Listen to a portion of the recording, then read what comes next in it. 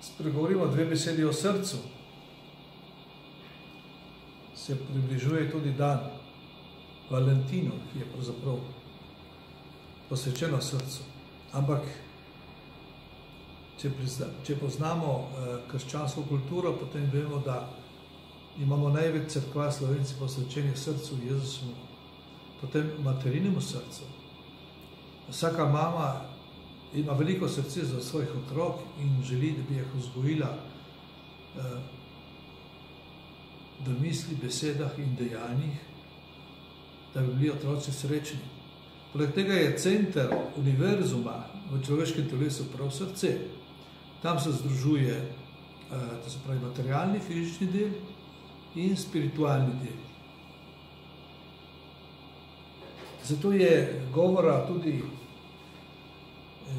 naš Prešeren o srcu, o njegovem srcu, ki je trpelo zaradi ljubezni, neuresničenja. Vendar to je sestavni del človeškega življenja. Moramo misliti in hrepeneti o pozitivnem. Misel, beseda mora biti povezana.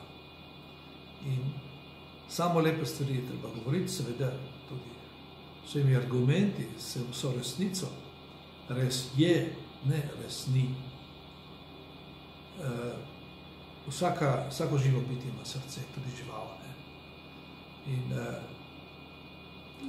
spiritualnost na zemlji se odvija od kamenitega kraljestva, rastlinskega, živalskega in do človeka. Človek je pa center univerzuma. Že z najstarejših spoznanjih, Sokrat, Platon, Aristotel, da ne govorimo o avatarjih, ki so razlagali pravzaprav, kaj je. Ampak na koncu pridemo res, materino srce je tisto, ki je osnovno. Ker edina mati porodi. In bodimo v srcu.